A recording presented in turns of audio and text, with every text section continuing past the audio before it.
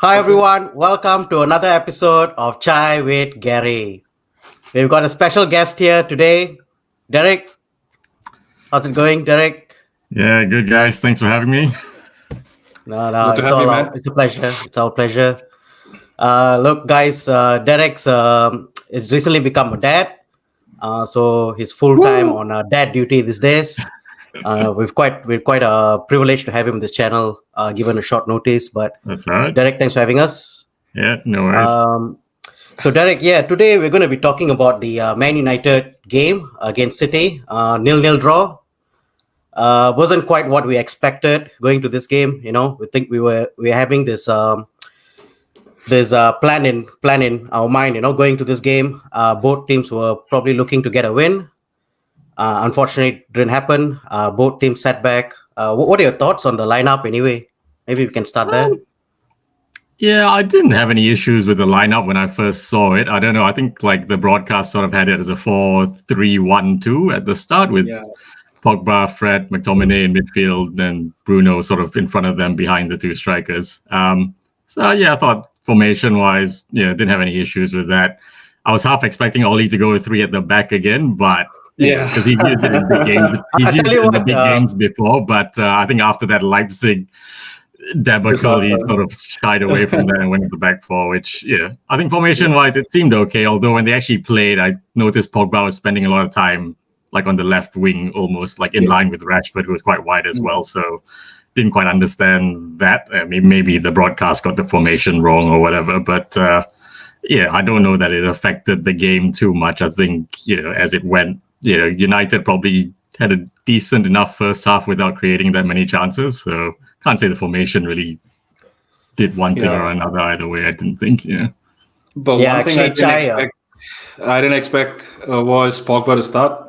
I think things that were going off field, I didn't think he was going to start. But Hey, there's a whole that's section for that at the end. There's a whole section for that. Let's not get carried Yeah, away. you could have a Oh, whole we're going to channel talk just about dedicated to Pogba. talking about Pogba. Yeah, he's the man. Whether he starts, doesn't start, it's all about him. But anyway, look, this game, going to this game, we did the match preview. Obviously, Chai predicted we'd play with five at the back. I thought he was going to play And then five at the back.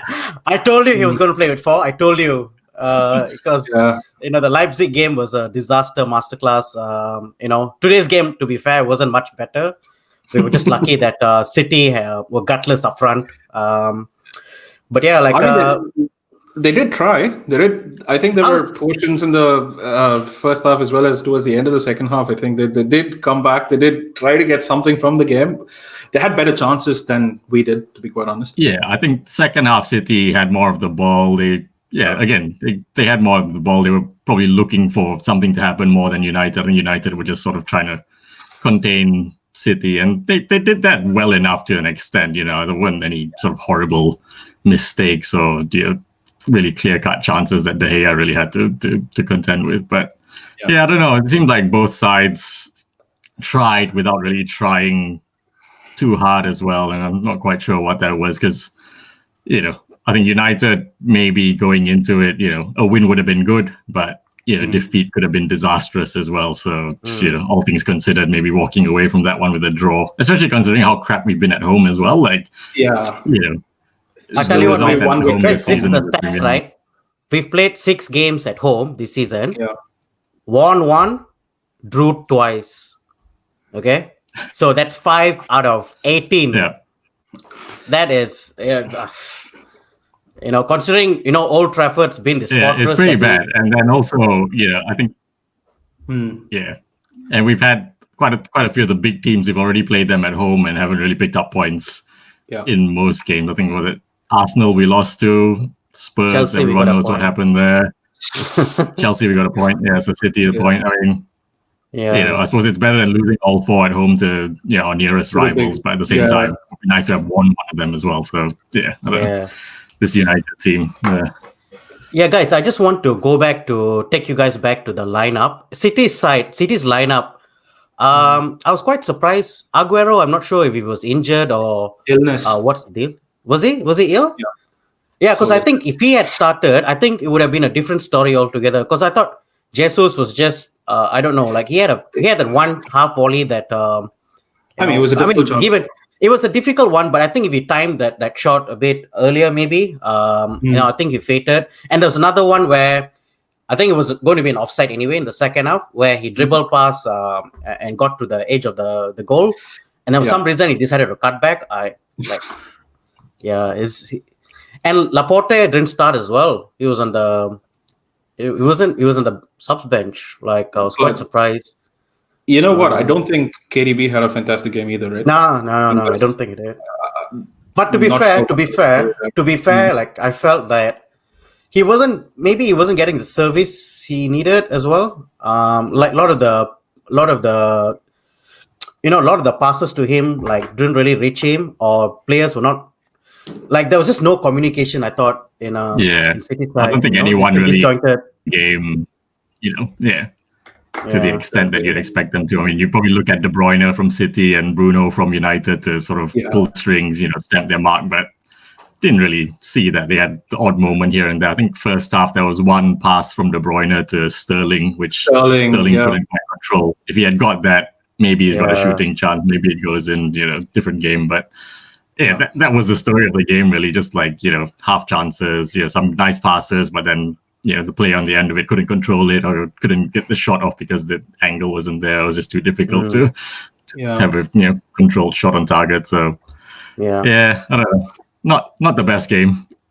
Yeah, and United, I thought, I felt like we had better defense and our build-up play was slightly better than City. But I feel like once we got to the final third, it seemed like we lost ideas. Like, we didn't know what we wanted to do. There was no person who was going to link up the play between midfield and attack. Rashford's been quite appalling, to be honest. The last how many games, I've not seen him do anything. Whether it's the question, how he's always had this injury, this back problem, and whether that's kind of affected his long-term fitness, I don't know. Yeah. But he's been a shadow of his own self. But look, Gary, as Derek mentioned, right? So most of the game we either saw Pogba drifted towards the left and Bruno drifted towards the right, sort of a thing, right? So it created a lot of vacant space in the midfield. So that's where there's no connection between the midfield and attack. I think they couldn't string that play together. What also I kind of noticed a few times was the fact that these guys, Bruno was playing the first ball and he played the first ball really quickly to release one of the strikers, but that didn't come off very often this time as well. So I don't know what his pass accuracy was, but I don't think he had a fantastic game in that sense, where he was pass completion was poor, I think. And Bruno itself was looking for that first ball where he releases one of our strikers, didn't come through. Yeah, he didn't have the best. He didn't have a good game. There was a part of this play, I don't know if you guys watched it closely, but it was a part of play where Bruno and Wan-Bissaka kind of untied the defense. They pushed it through Greenwood and something. I don't think it was overplayed, or I don't know what happened to the final ball, but he must. Yeah, I think I know that passage you're talking about. I think it was first half. Yeah, so Bruno and Wan-Bissaka had a few quick passes between them. I think Bruno tried to release Greenwood, but then his pass didn't have the right weight on it. It got intercepted, but then, mind you, City got it back to Ederson, and he threw it straight he did something someone intercepted. And then I think Pogba had a shooting chance out of that, which went behind for a corner or something. So if he had squared it to Greenwood, I think we would have had a chance. If he had just squared it to Greenwood at the end, I think we would have been 1-0 up. It was just like half chances here and there. Like, there was nothing really to shout about. Like, end of the day, when I look at this game, a draw. Really, right? Yeah, it was probably a good result, but there's not a whole lot that sticks in the memory. And mind you, like, the game was only less than 12 hours ago, and I know exactly, like, lots of details bits of what happened. I had to watch the highlights twice, today, just to kind of feel sorry for the guy who's missing the highlights. Dude, what you gonna put in the highlights reel, right? And the worst thing is they've Optus Sports got this 3-minute highlight, and then they've got the 25-minute mini match thing. 25-minute match was basically someone passing the ball here and there, or the ball going out for, like, it was just ridiculous. It's quite sad in a way. I think, look, if you drill down, City has just won against Marseille, right? I think they won Marseille, right? The Champions League. They're coming back. They're coming back qualified. they're not doing too well in the league. Both the managers are under pressure. So, I mean, I think they set their teams up to kind of shore up the result, or at least get something of it, rather than going for the win. I don't think either of the teams were very hungry to kind of grab that victory, to be honest. Yeah, and I think it kind of played along like the way both managers were being very conservative, and that's what we saw on the field as well, right? Yeah, I think there's an element of of being afraid to lose the game. I think if City had lost, it's not a disaster for them. I mean, yeah, they're not doing well in the league, but a defeat in a derby to United, I think you can just say, well, it's a derby, that can happen. Whereas if United had lost, then you're gonna have a whole week of the stories being about Solskjaer. Does he get sacked now? Who comes in? And there's just gonna be like a week-long inquest until the next game, and we see what happens there. And then he probably gets a win, and then saves his skin again for the 13th time or whatever it is.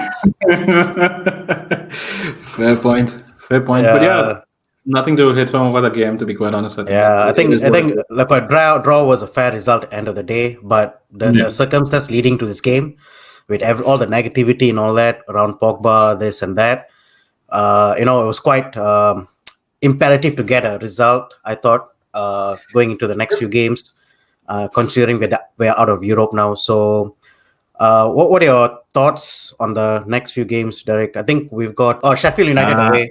Sheffield United away. Yeah. We need to get 3 points there. Look, I think that's a good game for us to try and get the win. Number one, we're away from home, which we're not doing too badly on that front, although we go behind every game, and I don't know how sustainable that's going to be. At some point, we're going to go behind, and there's not going to be a comeback.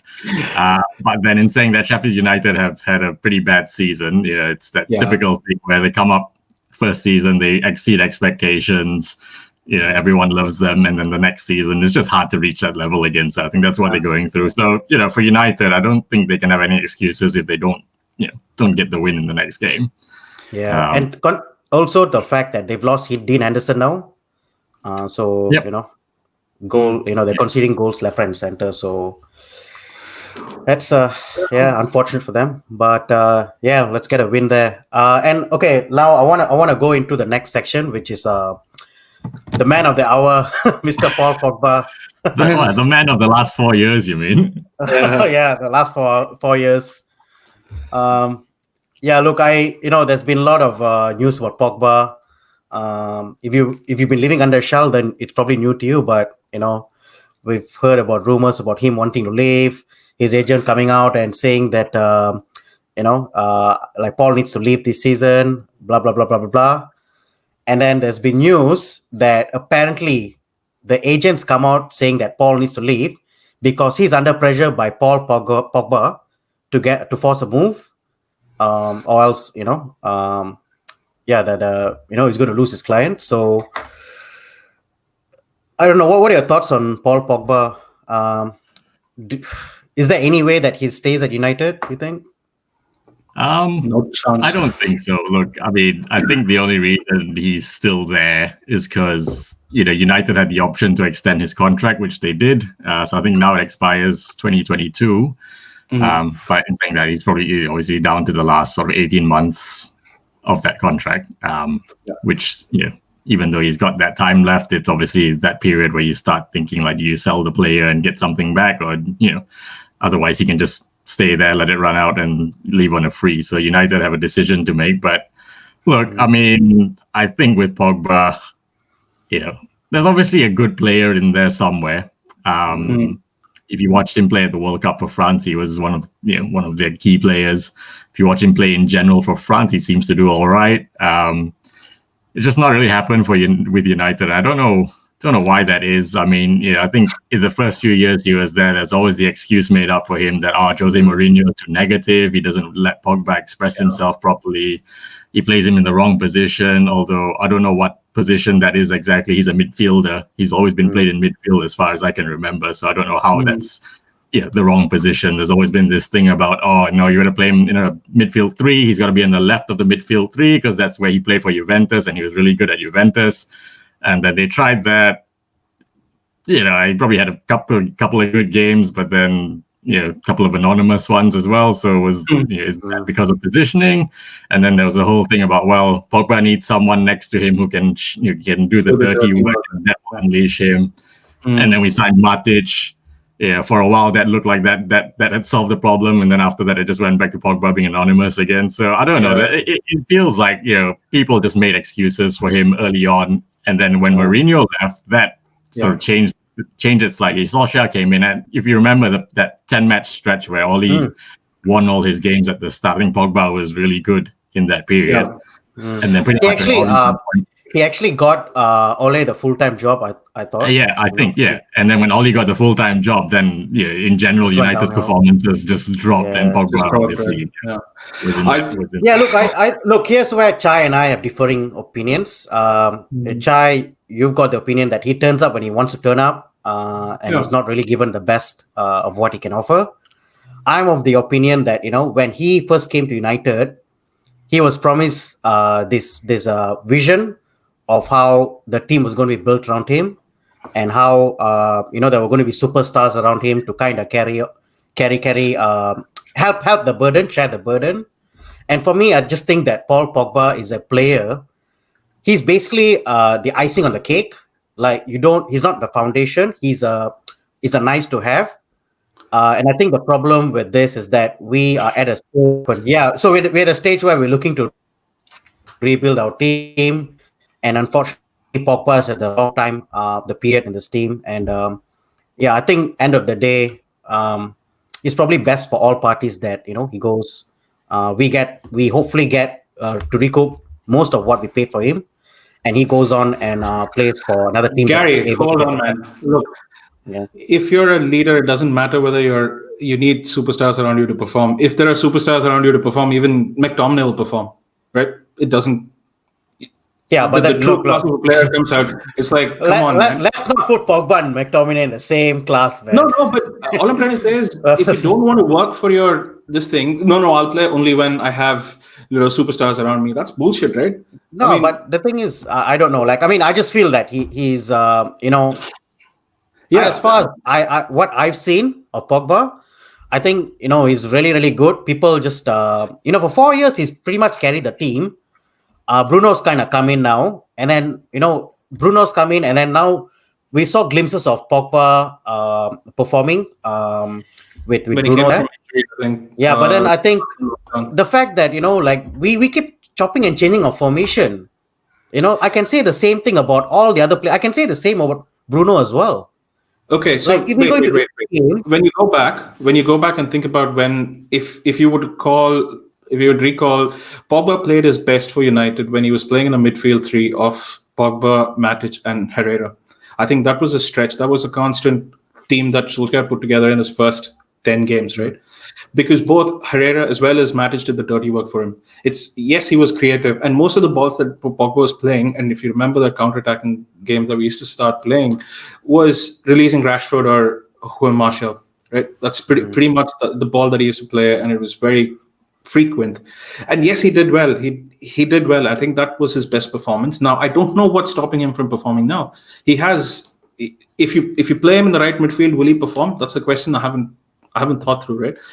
We've played him in a midfield of Bruno, Pogba, and probably Fred or something like that, right? So we've played him in that. We've switched Fred for Matic, but we still don't see those performances come through, right? Is it the fact that Bruno is overshadowing him, or he's playing in a position where he'd like to play where Bruno is? I don't know. Is that? I think there's a multitude of things happening here. I mean, we've only seen one side of the coin. God knows what's happening in back doors, right? Because we don't know for matter how the manager sets up the team, right? Because it's 4-3-3 in one game, and then it's 5-3-2 in the next game, and then it's something else in the game after. So when you consider everything, let's take Pogba out of the equation completely and just look at the rest of the team right now. Bruno's dropping in form. Martial's he's gotten injured, but he's also not on form right now. Telles, who was supposed to be really good, he can't make it into the team. It's just But Luke Shaw had a breakthrough, right? This kind of leads me into the next section, right? This kind of leads me to the next section, which is Ole Gunnar Solskjaer. Now, Derek, Chai and I have talked to extent on this topic. Like, I don't think anyone, the rest of the viewers want to hear us, but we want to get your thoughts on Ole Gunnar Solskjaer and to see if he's the right man to take us forward in the long term. I know it's in some circles it's sort of blasphemy to say anything bad about Ollie given his status as a legend as a player. And that for me is the key thing. Is as a player, yes, he was phenomenal for us. He's a legend. You can't take that away from him. But as a manager, look, I'm not saying he's the worst coach, but I don't know that he's the right guy to take United back to where they want to be. The reason being, he got that job initially as a caretaker, and as we all acknowledge, he did really well in that period and got him the job permanently. At the time, you probably couldn't really argue with it because he'd won all his games. There was a lift in the team in general after that. The dark days at the end of Mourinho's reign. So Solskjaer came in, got the players playing with smiles on their faces. Pogba was really good. Rashford was really good. Martial, everyone hit form. They were doing well. And you could understand, wanting to go into the next season saying like, okay, he's the guy in charge, and as the knock on that is getting their transfers, more certainty to know who the manager would be and things like that. So you could understand it at the time. Unfortunately, since he got appointed permanently, then there was a dip in form. They lost some matches quite badly. If we go to last season, his first full season, again, overall he did fine. United finished third, which I don't think anyone would have predicted at the start of the year, probably. I mean, clearly Liverpool and City would have been your top two in whichever order, and then beyond that, you could argue that everyone else was fairly even, and it would come down to fine margins, which it did in the end because we edged Chelsea. Hey, by the way, you've just coined Ole's favorite phrase, "fine margins." You get 10 points there.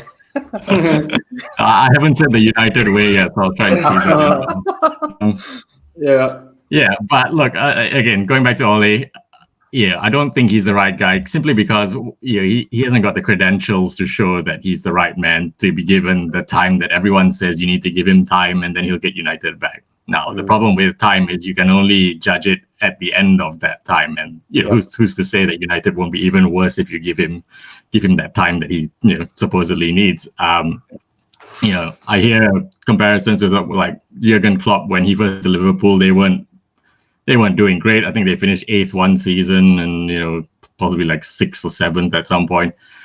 But even then, you could see that what he was trying to do. There was a there's an identity in how they were playing. Probably didn't have the right players at the time. A lot of his players were just handovers from the previous manager.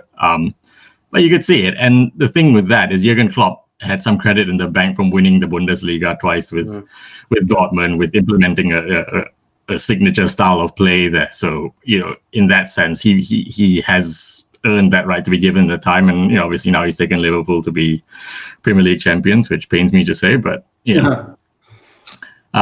whereas with Ole, what can he point to argue that he should be given the time to, as much time as Klopp at Liverpool?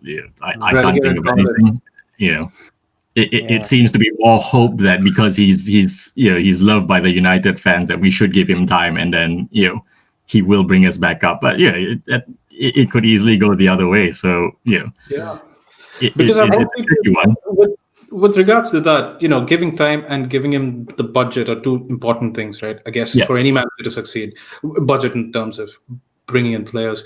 We've bought in players this transfer window. Yeah. And we don't see anyone making the team, right? Telles didn't make it. I don't know who the other two people are. They haven't Telles has appeared here and there in the last few games. Van der Beek is the one that everyone's probably wondering about. Which is what I was coming to. I kind of feel bad for him, right? Did he really want Van der Beek? Or was he given Van der Beek? That's a question I have. Yeah, I don't know. I feel like Grealish was top of his transfer list. Obviously, aside from Sancho, he couldn't get Grealish. So Van der Sar, being at Ajax, offered Van der Beek. Obviously, with Real was also very close to signing him, but they couldn't afford him. And so United jumped on it, I think. I think there's Van der Sar connection saying, I think you'll probably do better if you're at United or some shit like that. I think the old relationships. But look, I think we're ruining his career. I think he has a role to play in the club for sure. I don't know if they expected Pogba to leave and hence they found Van der Beek as a replacement. I don't know. It just feels... We fail every manager because we give him an alternative to what the manager needs, right? It just surprises me that he has one. Jose had one like full transfer window or two, right? Transfer windows at Tottenham, and I know Jose is temperamental and stuff like that, and third season is yet to come, and all of that bullshit. But they're top of the table because he got the players he wanted, right, into Tottenham. It just what we fail to do over and over again, right? I mean, they're all the managers we've fired are not bad managers. It's just that they haven't been backed. Now, I don't know if Ole has the credentials like your Jose's or like your Van Hals and stuff like that. Now, you put someone with no credentials and no backing, what do you think will happen? The Knights will come out. If not today, they'll come out a year from now, right? The problem is we would have then wasted a whole year trying to do something with this manager and we're back to where we started. Yeah, right? I mean, transfers are a big one, and that again, you could probably do a whole episode on that because transfers, you've got the whole Ed Woodward side of things, and I think you guys have probably talked about that, so we don't need to get into that too much. But from a manager's perspective, if you're a player looking to move to a club, I struggle to think of any players who would sort of come out and say to the agent, "Look, I want to go to United because I want to play for Ole Gunnar Solskjaer." You're not going to hear it. No one's saying that. Whereas if you had a Pochettino, maybe you'd have some players who might, even though United aren't top of the table at the moment, they might be interested to play for a manager like that. I don't think you'd get that with Ole. So it's a hard one because then the transfers that you do get in, you end up overpaying for them because you've got to force the issue with transfer fees and wages to sort of convince the players to come, or then you end up with I guess British players who might still have that sort of nostalgia for United being the top team when they were growing up, and there's that desire to want to play, for United, even though they're not the best at the moment. But I think you find it hard to get any continental players to come over simply because they'd be looking at the manager and thinking, well, who's this guy? I don't know if I want to go there. Yeah. Probably what happened with Jadon Sancho as well, to be quite honest. I think he would have... Yeah, I know Sancho's interesting. Like, from what I was reading, it seemed like he was keen to come and he would have been happy to go. I don't know. I think we can maybe blame Ed Woodward for that one. I don't know. Their transfer tactics on that one were just a joke. The disrespect to tell Dortmund, like, oh, this is all we're paying and that's it. Like, Dortmund might not be as rich as United, but they're not a small club and they don't need to be, bullied or pushed into a corner like that. And when they say like, okay, that's fine, this is the deadline, you bid what we want or you're not having him, I would have taken them at their word on that and not think that I can be smart. The worst part of the whole saga was that we kept telling ourselves that we're going to go for Sancho, we're going to leave at some point we never moved on to alternatives, and then we end up on the last day with all these surprise signings that we didn't even know we wanted. I don't know, man. It's just, I think for me personally, what really needs to change is the structure of the club right at the top. Ed Woodward needs to relinquish power of transfers and anything to do with football and just focus on sponsorship solely. And then a director of football can come in and work with Ole or the next manager and work on how the club needs to go forward from a footballing standpoint. Because right now, we seem to hire and fire managers. His Ole appointment is a classic example, right? For a club of Man United stature, how do you go and hire a manager who's relegated Cardiff and who's won with Molde in the Norwegian, the Norwegian league? Like, let me rephrase that. If Ole Gunnar Solskjaer got fired tomorrow, which English Premier League club is going to take him? Cardiff and they're back. To go back down again. Look, honestly, I don't know. Maybe Fulham, I don't know. Or they might be happy with Scott Parker, so I don't know. But you're right. Like every other team would probably stick with who they've got at the moment. So, and to be fair, we've got a very, very good squad. We've got some very good players there, and I think we need to be doing a lot better than what we are right now. Um, at the least we should be challenging for top four every season. It's just yeah. I think look, for me, the coaching needs to change. But beyond that, there's a whole other issue with the structure in the club, and I think that needs to be addressed first. But I think they need to start thinking long term. The minute they start thinking long term and not short term monetary gains, I think that's when things will start panning out. I mean, it took Liverpool for a club who was the best of the best back in the day, and then they fell from grace, and they took about 20 odd years to even start becoming some sort of a structured unit, right? Yeah. They went through different ownerships. I mean, the scary thing is you wonder whether it's going to take United that same amount of time to realize what's going wrong and change things. Because at the moment, we're sort of in this like half thing where like, oh, we're still a really big team. We can win all the big titles. And I mean, if you look back, it's not that long ago. What, 2013 was the last title we won? Yeah. It doesn't seem that long ago.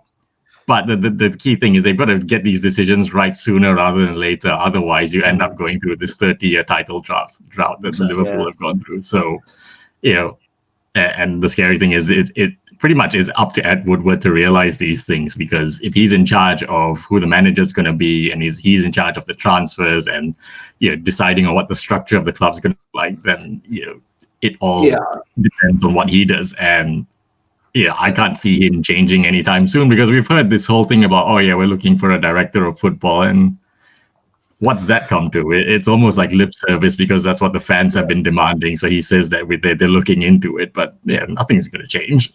No. Yeah. End of the day, when you look back at the last 7 years, right, we've spent close to $1 billion in transfer fees.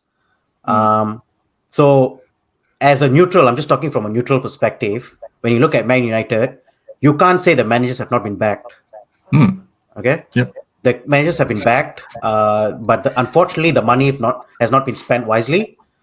And also, let me ask you this. I think we've just spoken about this as well, Gary. Yes, managers have been backed, but are they backed by the players they want? Is the question. That's the question. If you want Jack Grealish, you're given, let's say, Van de Beek, which is probably, in my opinion, a good thing. But if it's not what the manager wants, you're just finding replacements. Then I'm not sure if that's actual backing, right? I think that there's probably a bit of both. If you look at Solskjaer, he really wanted Maguire and Wan-Bissaka apparently were his targets. Then James was, I guess, someone he wanted as well. Fuck James, dude. If you remember at the start of last season, everyone was going on about like, these are Oli signings and they're all really good signings. Whereas you come to this season, Dan James is nowhere near getting a start in a game of any importance. Maguire is there and he's the captain, but he was never worth £80 million, but I guess that's the price that it was going to cost United. So, it is what it is. But he's getting his performances picked apart every week. Wan-Bissaka looked pretty good at the start. Now it's a question of, well, can he actually attack? If he can't attack, then you're sort of operating with with half a player. And he's good. He's a good tackler, but is he a good defender? I mean, if you looked at the Leipzig game the other day, his awareness and positioning for the 2 goals, it's not really there. And then that begs the question of, are these coaches actually improving these players? And I feel a lot of the players that we've signed have regressed.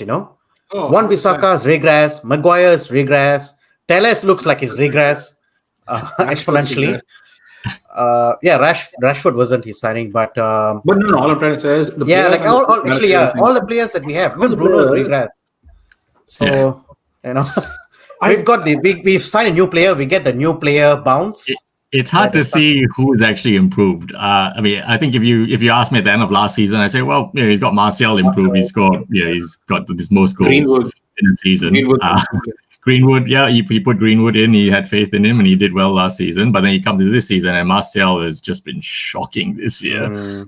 Simple. Talks about him leaving as well. It's a confidence too. I don't look. I think if we sell him, that's it, man. We might as well pack bags. I think. It's so funny. Look, he might not score you goals, but what he does is he links up the play really well. There's no other player that can hold the ball as well as he can up front. Cavani. So, Cavani's a runner. He's going to start. Yeah. When he plays, he's injured now apparently. So Look, talking about United in a club like United and stuff like that and blah, blah, whatever, right? We have 2 kids who are under 25 and a senior citizen in Cavani as leading our front three, leading our front. How the fuck have we fallen? You imagine those days when Dwight York, Andy Cole, bloody all of those guys, we had Solskjaer and Sheringham in the same fucking team, and they all would be on the bench, right? If the other two can't pull something right, that Sheringham and Solskjaer would come on. How the fuck are we playing with no strikers on the bench, dude? Marshall was on the bench, albeit today, but let's say, for example, what are we doing? I mean, if let's say, for example, Rashford gets injured or Greenwood gets injured, right, and Cavani is all injured, so who do you have to play? Are you going to find someone in the reserves to fill that position, right? It's just Igalo. What the fuck is Igalo doing? Where is he? What? He's gone back to China or what? No, has he? Fuck, dude. He's leaving soon. I think he leaves in Jan. His contract expires. Yeah, what, Chinese New Year? Yeah, I think. Look, I don't know. Look, I think end of the day, we got in Igalo on a rush thing where we had no other strikers and we had to go. It was either him or Josh King. So slim options there, and I think. But the optics of it for United to have to wait until the end of the window and go and get some guy on loan from a Chinese league. That just smacks of incompetence, really. I don't know, man. He did all right. He came in. He's got a few goals, Europa League, whatnot. Some of the cups. So how bad did he become towards the end? Literally, for me, he was he embodied Lukaku's touch at the end. Man, it just used to be very trampoline touches. Fuck me, it's just it was horrible. I think it was a thing of confidence as well. Ole kept dropping him, and there's only so much you can do. I mean, end of the day, we're all human beings, right? We build up confidence by repetition and doing things again and again. So when you don't start, you lose your rhythm, and then one thing leads to another. And that Pilastri is apparently good. There are some clips of him playing in the reserves, which. Okay. We'll see. All these young players who are supposedly very good, but are they the right club to develop them into becoming great players with the right coaching setup and stuff? I'm actually good. He's playing under Nicky Butt rather than Solskjaer, so there's some hope for development, to be quite honest. Otherwise, it's just. Anyway, guys, I think we can go on and talk about United for the rest of the day. A lot of problems there, but end of the day, I think some things have to change the club. There's no doubt about it, and hopefully we can get into top 4 this season. I think that's the goal, or win the Europa League, one or the other, and get back in the Champions League again. Yeah, but before we go, Derek, thanks again for joining us today. It was a pleasure having you, getting some of your insight. It's nice to get another United fan here to kind of tell us that you guys are thinking the same way as us, because all this while we've been so negative about United, and it was nice to get your views as well. And no worries. Thanks for having me. All the best with the channel and all that. I'll be back on for another game in the future. For sure, definitely. All right, guys, thanks for watching the show. If you like the video, hit that like button, and please subscribe to the channel if you're new. Until the next episode, this is Chai with Gary. See ya.